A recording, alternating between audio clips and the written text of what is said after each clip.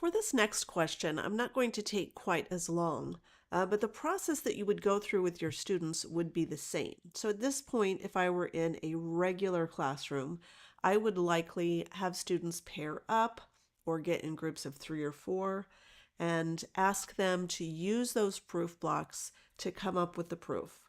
Or if you're in a more advanced class, you can say, if you're feeling comfortable, you can skip the proof blocks and go straight to the proof.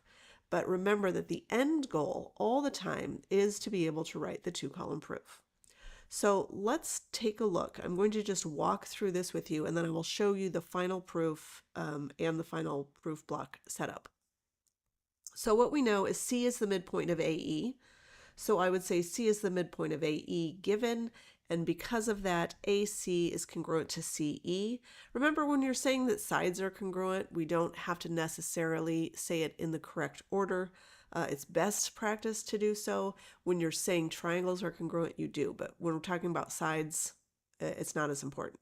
So AC is congruent to EC by definition of a midpoint. And then I would say C is the midpoint of BD, which would mean that BC is congruent to DC, again, by definition of the midpoint. So I would say C is the midpoint by given, and then that the two sides are congruent by definition of a midpoint. And remember, I'm trying to show that AB is congruent to DE, but I'm not there yet. In order to say that, I have to know that the triangles are congruent. So I'm going to use vertical angle theorem to say that angle ACB is congruent to angle ECD. And now I have the triangles are congruent. I have that ACB is congruent to ECD by the side angle side theorem.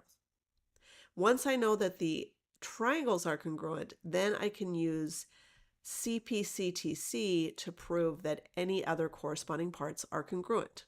So let's take a look at how I did this with proof blocks and then the 2-column proof. So this is the proof block. So it doesn't matter, I started with the vertical angle theorem. It doesn't matter if you did it that way or went straight to the given. But again, notice that I'm just basically writing everything we just did. So I'm saying C is the midpoint of AE, and therefore AC is equal to CE, congruent to. And then notice that I just attached that to one of the congruent sides. I said the vertical angles theorem, that the two angles were congruent, and therefore I've got congruent angles. And then I did the same thing for midpoint, and so I have side angle side. Because of that, the triangles are congruent. Because triangles are congruent, I can say the corresponding parts are congruent.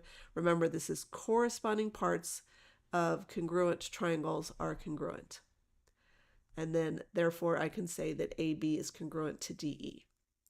This is the proof block setup. Again, if I were in a classroom without technology, I would make these nice and big and laminate them so students can use dry erase markers and continue to use them over and over. And in your Blackboard course, I do have those PDFs for you to print out. For the 2-column proof, this is what it would look like. So we've got the statement and the reason. We've got the angles are congruent by the vertical angles theorem. We've got C is the midpoint. Therefore, the sides are congruent by definition of a midpoint. C is the midpoint given. Sides are congruent, definition of a midpoint. 2 congruent triangles by SAS, and then 2 congruent sides by CPCTC.